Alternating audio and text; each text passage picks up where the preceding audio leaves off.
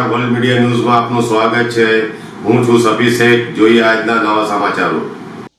Power Grid કંપનીના પ્રોજેક્ટથી અસરગ્રસ્ત ખેડૂતોના વળતર મુદ્દે ફરી એકવાર વિરોધ સામે આવ્યો છે। આમોદ પંથકના મોટી સંખ્યામાં અસરગ્રસ્ત ખેડૂતોને એકત્ર થઈ મામલતદાર ડોક્ટર મયુર વરિયાને આવેદનપત્ર પાઠવી માર્કેટ રેટ કમિટી એટલે કે MRC બનાવવાની પ્રક્રિયા સામે સ્પષ્ટ વિરોધ નોંધાવ્યો હતો। ખેડૂતોના જણાવ્યા મુજબ તારીખ 4 જુલાઈ 2026ના રોજ સરકાર દ્વારા વળતર અંગે બહાર પાડવામાં આવેલા પરિપત્રથી ખેડૂતોના હિતોને નુકસાન થવાની ભીતિ છે।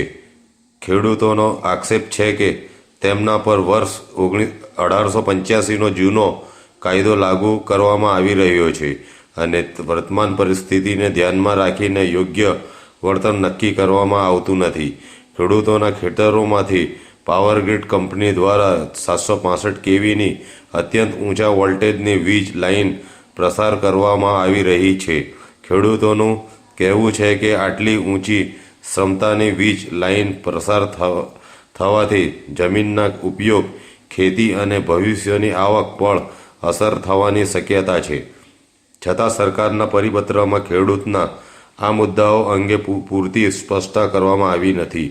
અસરગ્રસ્ત ખેડૂતોને વધુમાં આક્ષેપ છે કે પાવરગ્રીડનો પ્રોજેક્ટ કોમર્શિયલ હોવા છતાં સરકારના પરિપત્રમાં કોમર્શિયલ બાબતનો સ્પષ્ટ ઉલ્લેખ કરવામાં આવ્યો નથી, જેના કારણે વળતર નક્કી કરતી વખતે ખેડૂતને યોગ્ય લાભ નહીં મળે તેવી આશંકા વ્યક્ત કરવામાં આવી છે। આ મુદ્દે ખેડૂત દ્વારા અગાઉ ઉર્જા મંત્રી, મુખ્યમંત્રી અને વડાપ્રધાન સહિત ઉચ્ચ કક્ષાના રજૂઆતો કરવામાં આવી હોવાનો દાવો કરવામાં આવ્યો છે।